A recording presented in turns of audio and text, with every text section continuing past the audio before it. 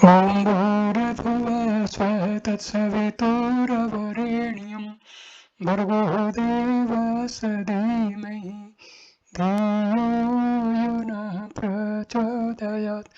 ओम शांति शांति शांति। नमस्ते मेरे प्यारे दोस्तों, इस वीडियो में मैं आपको वज्र सूची का उपनिषद के बारे में बताने जा रहा हूँ। यह उपनिषद साम वेद से संबद्ध है।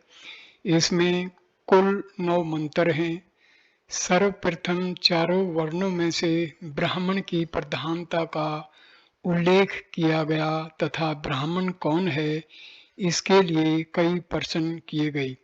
क्या ब्राह्मण जीव है, शरीर है, जाति है, ज्ञान है, कर्म है या धार्मिकता है?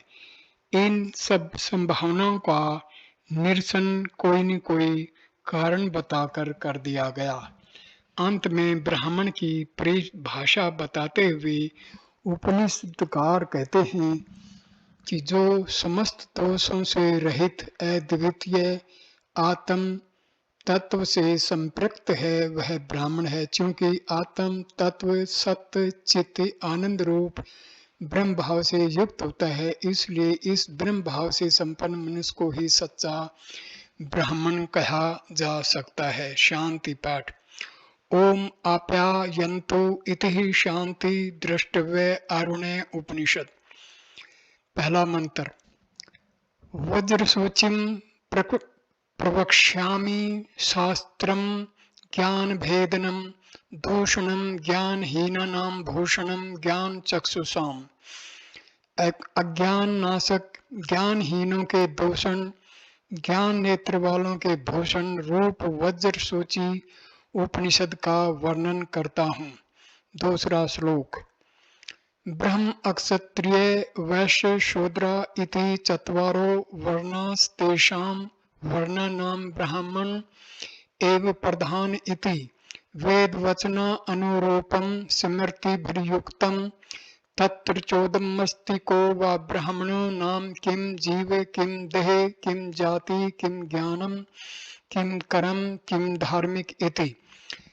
ब्राह्मण, अक्षत्रिय, वैश्य और शूद्र ये 4 वर्ण हैं। इन वर्णों में ब्राह्मण ही प्रधान है ऐसा वेद वचन है और स्मृति में भी वर्णित है। अब यहाँ प्रश्न यह उठता है कि ब्राह्मण कौन है? क्या वह जीव है अथवा कोई शरीर है अथवा जाति अथवा कर्म अथवा ज्ञान अथवा धार्मिकता है? तीसरा श्लोक। तत्र प्रथमो जीवो ब्राह्मण इति चैतन्य अतीता नाग तेन के देहानाम जीवस्यैकरूपत्वात् एकस्यापि कर्म वशादन देहम संभवात् सर्वशरीराणां जीवस्यैकरूपत्वाच् तस्मान् जीवो ब्राह्मण इति। इस स्थिति में यदि सर्वप्रथम जीव को ही ब्राह्मण माने कि ब्राह्मण जीव है तो यह संभव नहीं है, क्योंकि भूतकाल और भविष्यत काल में अनेक जीव वे होंगे। उन सब का स्वरूप भी एक जैसा ही होता है। जीव एक होने पर भी सब कर्मों के अनुसार उनका जन्म होता है और समस्त शरीरों में जीवों में एक तव रहता है, इसलिए जीव को ब्राह्मण नहीं कह सकते। चौथा श्लोक। तरहि देहो ब्राह्मण इति चैतन्य आचंडालादि पर्यतानां मनुष्याणां पांचभौतिकत्वेन देहसकैकरूपत्वा राम धर्मादि दिश्यां दर्शनाद ब्राह्मणा श्वेतवर्णः अक्षत्रियो रक्तवर्णो वैश्यो पीतवर्णः शूद्र कृष्णवर्णः इति नियमाभावात् पित्रादि शरीर दहने पुत्रादीनां ब्रह्महत्यादि दोष संभावच्च तस्मान् देहो ब्राह्मण इति। क्या शरीर ब्राह्मण हो सकता है? नहीं, यह भी नहीं हो सकता। चांडाल से लेकर सभी मानवों के शरीर एक जैसे ही अर्थात 5 भौतिक होते हैं। उनमें जरा मरण धर्म अधर्म आदि सभी समान होते हैं। ब्राह्मण गौरवर्ण अक्षत्रिय रक्तवर्ण वैश्य पीतवर्ण और शूद्र कृष्ण वाला ही हो ऐसा कोई नियम देखने में नहीं आता। तथा यदि शरीर ब्राह्मण है तो पिता भाई के शरीर के दाह संस्कार करने से पुत्र आदि को ब्रह्म हत्या का दोष भी लग सकता है, अस्तु शरीर का ब्राह्मण होना संभव नहीं है। 5वां श्लोक। तरहि जाति ब्राह्मण इति चैतन्यः तत्र जाति यंत्र जंतु अनेक जाति संभवा महर्ययो बहवः सन्ति। श्रृंगरंगो मटकया कौशिकः कुशात जाम्बुको जम्बुकात् वाल्मीको वाल्मीकात् व्यासः केवर्तकन्यायां सशर्तान्त गौतमः वसिष्ठ उर्वश्याम अगस्त्यः कलशे जातः इति श्रुतत्वात् एतेषां जातः विना प्रज्ञे ज्ञान प्रतिपादिता ऋषयो बहवः सन्ति तस्मान् जातिन् ब्राह्मणा इति। क्या जाति ब्राह्मण है अर्थात ब्राह्मण कोई जाति नहीं, यह भी नहीं हो सकता क्योंकि विभिन्न जातियों एवं जंतुओं में भी बहुत से ऋषियों की उत्पत्ति वर्णित है, जैसे मृगी से श्रृंग ऋषि की, कुश से कौशिकी की, जम्बुक से जाम्बुक की, वाल्मीकि बाम्बी से वाल्मीकि की, मल्ला धीवर कन्या मत्स्य गंधा से वेदव्यास की, शशक पृष्ठ से गौतम की, उर्वशी नामक अप्सरा से वशिष्ठ की, कुंभ कलश से अगस्त्य ऋषि की उत्पत्ति वर्णन है। इस प्रकार पूर्व में ही कई ऋषि बिना ब्राह्मण जाति के ही प्रकांड विद्वान हुए, इसलिए जाति विशेष भी ब्राह्मण नहीं हो सकती। 6वां श्लोक। तरहि ज्ञानम ब्राह्मण इति चैतन्यः अक्षत्रिय देयो अपि परमार्थदर्शिनो भिज्ञा बहवः सन्ति तस्मान् ज्ञानम ब्राह्मण इति।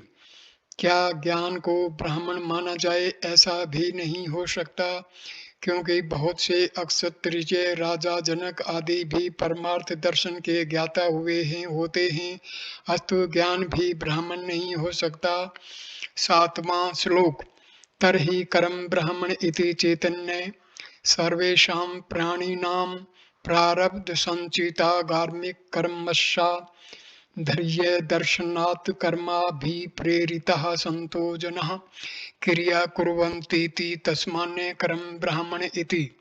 तो क्या कर्म को ब्राह्मण कहा जाए? नहीं, ऐसा भी संभव नहीं है क्योंकि समस्त प्राणियों के संचित प्रारब्ध और आगामी कर्मों में साम्य प्रतीत होता है तथा कर्माभिप्रेरित होकर ही व्यक्ति क्रिया करते हैं, अतः कर्म को भी ब्राह्मण नहीं कहा जा सकता। 8वां श्लोक। तरहि धार्मिको ब्राह्मण इति चैतन्यः अक्षत्रिय दयो हिरण्य दातारो बहवः सन्ति तस्मान् धार्मिको ब्राह्मण इति। क्या धार्मिक ब्राह्मण हो सकता है? यह भी सुनिश्चित रूप से नहीं कहा जा सकता क्योंकि अक्षत्रिय आदि बहुत से लोग सवर्ण आदि का दान करते रहते हैं, अतः धार्मिक भी ब्राह्मण नहीं हो सकता। 9वां श्लोक। तरहि को वा ब्राह्मणो नाम ये किश्चिद आत्मन दिवितीयम जाति गुण क्रियाहीनम षडुमीषडभावे त्यादि सर्वदोषारहितम सत्य ज्ञान आनंद अनंत स्वरूपम स्वम निर्विकल्प शेष कल्पाधार शेष भूतान अंतर्यामित्वेन वर्तमाने ब्रवीहि स आकाश वदनु श्रुत अखंडा आनंद स्वभाव परमेयमनु भवेक वेद माप्रोह अक्षतया भासमानम करतला मलक वत्सा अक्षाद प्रो अक्षी करते कर्तार्थया काम रागादि दोष रहित शम दम आदि संपन्न हो भावतश्रिय तृष्णा शाम हादि हर्त्यो दम अहंकार आदि भी संस्पर्श चेता वर्तते एव मुक्त लक्षण यश एवं ब्राह्मण इति श्रुति स्मृति पुराण इतिहासानादि अभिप्राय अन्यथा ही ब्राह्मण तव सिद्धि सत्वे सच्चिदानंद आत्मानं द्वितीयं ब्रह्म भावयेदानात्म सच्चिदानंद ब्रह्म भावयेदि तोमिन उपनिषद। तब ब्राह्मण किसे माना जाए? इसका उत्तर देते हुए उपनिषदकार कहते हैं, जो आत्मा के द्वैत भाव से युक्त न हो, जाति गुण और क्रिया से भी युक्त न हो, षड उर्मियों और षड भाव आदि समस्त दोषों से मुक्त हो, सत्य ज्ञान आनंद स्वरूप स्वयं निर्विकल्प स्थिति में रहने वाला, अशेष कल्पों का आधार रूप समस्त प्राणियों के अंतस में निवास करने वाला, अंदर बाहर आकाशवत संव्याप्त अखंड आनंदवान अप्रमेय अनुभवगम्य अप्रत्यक्ष भाषित होने वाले आत्मा का करतल आमल कवत परोस का भी साक्षात करने वाला, काम रोगवादायी दोषों से रहित होकर कृतार्थ हो जाने वाला, शम दम आदि से संपन्न, मात्सर्य की तृष्णा आशा मोह आदि भावों से रहित, दम अहंकार आदि दोषों से चित्त को सर्वथा अलग रखने वाला हो, वही ब्राह्मण है। ऐसा श्रुति स्मृति पुराण और इतिहास का अभिप्राय है। इस अभिप्राय के अतिरिक्त अन्य किसी भी प्रकार से ब्रह्मत्व सिद्ध नहीं हो सकता। आत्मा ही सत्यचित और आनंद स्वरूप तथा अद्वितीय है। इस प्रकार के ब्रह्म भाव से संपन्न मनुष्यों को ही ब्राह्मण माना जा सकता है। यही उपनिषद का मत है। ओम आप्यायन्तु इति ही शांति इति ही वज्र स्वच्छ है उपनिषद समाप्त। यहाँ पर ये उपनिषद समाप्त होता है और इसके साथ ही ये वीडियो भी समाप्त होता है। धन्यवाद ये वीडियो देखने के लिए। नमस्ते मेरे प्यारे दोस्तों, नमस्कार।